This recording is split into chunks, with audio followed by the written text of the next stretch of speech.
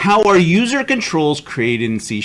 Now, this is one I don't normally deal with because I don't do a lot of stuff with thick apps and stuff like that. I don't know how far into the weeds we want to go on this. I know. It doesn't have to be a thick app.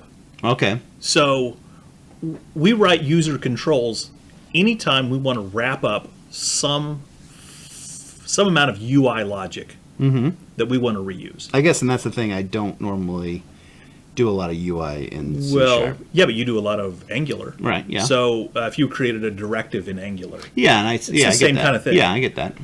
But we create controls in WinForms, Windows Universal, UWP, trying to think, Angular, Xamarin, Maui. They all have the ability to create controls, so I don't really want to go too far into the weeds on this one.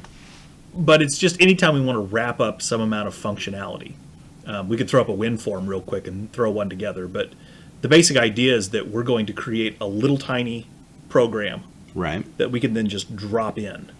So I'm trying to think of a great example. So let's say we have an app and we need to do a color selector. That's not something that just exists in most architectures where you can just, I'm going to drag this color selector control over. So we can create our own one. We can make a custom drop down and have a little color selector and have it show you the hexadecimal code or whatever we want to do. We can design that control. And then we can, let's say we're doing an art program like Photoshop or something like that. Yeah. Everywhere where we need to have a color selector, we can then drop that same control in and use it over and over and over. We can also, because we're writing our own class to wrap all that up, we can expose the things we want to and leave private the things that people don't need to know about. Gotcha.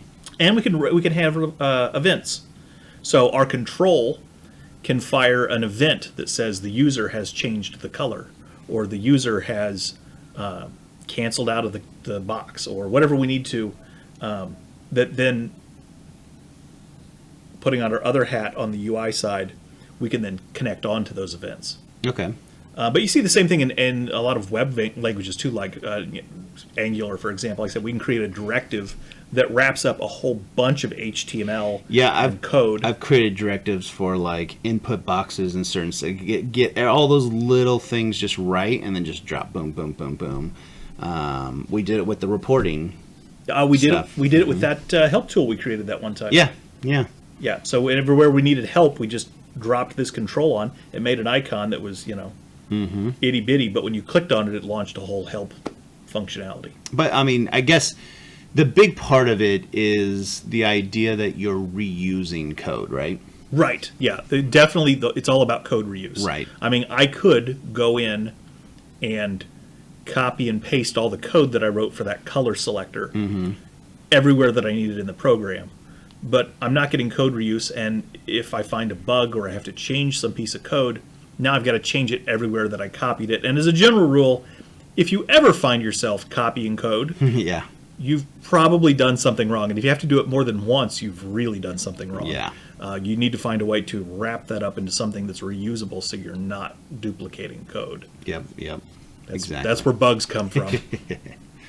Thank you for watching that video from F12 Programming. Please remember to like and subscribe. That does so much for us in the ratings. You have no idea. Also, don't forget to comment below. I hope you enjoyed, and good luck coding.